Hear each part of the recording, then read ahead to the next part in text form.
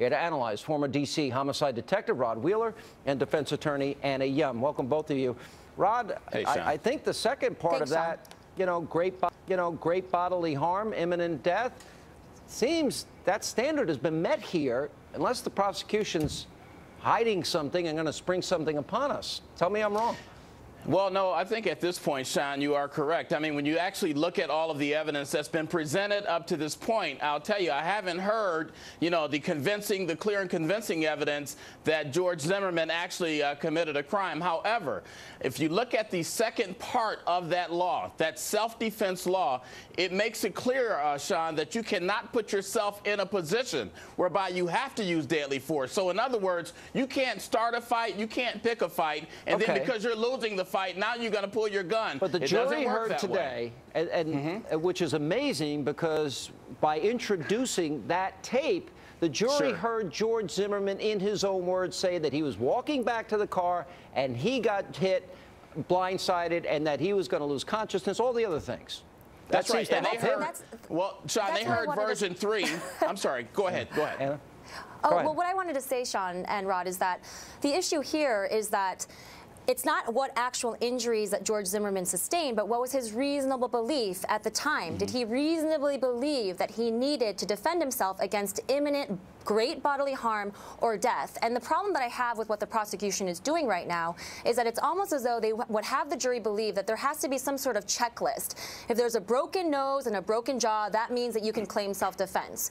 If there's a broken nose and just lacerations on a head, you can't. That's not the issue. The issue was, what was his state of mind? Did he reasonably believe at the time that he pulled the trigger that he needed to use that force to defend himself against imminent bodily harm or death? Well, wasn't that achieved, though, Anna, with the testimony of the one eyewitness in this case on Friday?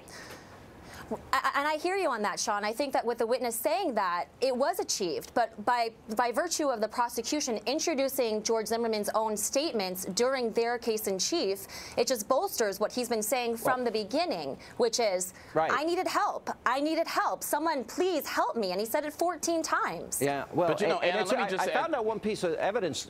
Apparently, my interview, I am told from my sources on the ground that they are going to play my interview tomorrow. And again, under no scenario is George Zimmerman going to be testifying in this trial anymore. He's got his testimony in with no cross. You're exactly right, Sean, but I can tell you that. I completely agree with you.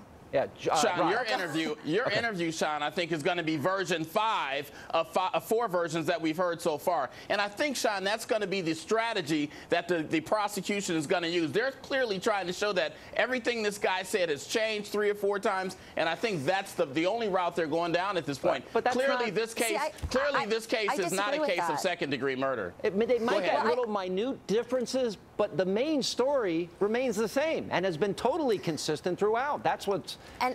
Go ahead, and Anna. that's what the detective said today. That's exactly what the detective said today. Just because there's minor inconsistencies doesn't necessarily mean that someone's lying. And I think one of the most crucial pieces of evidence today was when the detective Serino testified that he believed that George Zimmerman was telling the truth, that he believed him to be credible. I believe he said either he's a pathological liar or he was telling the truth. And I think that those minor inconsistencies are not going to debase and just cause the jury to believe that George Zimmerman's a liar. Didn't he also say he told the truth and he was consistent?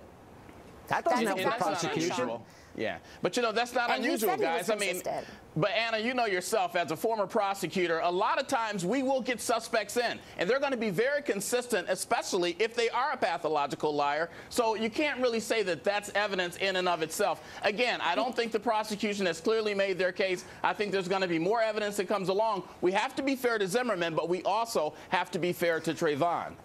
Let me just say this. If this case were to end today, if this trial were to end today, I think it would be a not guilty verdict based upon the law and the evidence. And if I'm the prosecutor, I wouldn't introduce his statements, because that means that he's not going to testify. I think they'd be nuts to let him testify. He got his statement out. And I agree with it can only go downhill from there. And there's no reason. He got his full statement in. And if they run the interview with me tomorrow, as I'm told they will, then I think whatever, quote, minor inconsistencies they think they found, I think the big picture story stays the same. Any of you disagree on that? No, I completely agree with you, Sean. I think that if I'm the prosecutor in this case, I'm questioning that tactic. Why would you introduce these statements? Because now he's not going to testify. And trust me, when I was a prosecutor, I was salivating, chomping at the bit to cross-examine defendants. Yeah, I bet. Yeah, And if but I'm Anna, Marco it really Mira, just I'm not putting depends. him on the stand. Yeah, but real quickly, Anna, it just depends on how much weight you put into the multiple stories that he has given, coupled with the fact that there is other evidence and there is physical evidence. So again, I think all of that, the totality of that, is really what they're going to have to look at. Yeah, I think it's going to be an uphill battle for the prosecution. it's more than it's uphill vertical, and it's 500 miles. It's not going to happen. All right, guys, good to see you. All right, Sean, you too. Thanks, Sean. Coming up next, we're going to have a live update on the very serious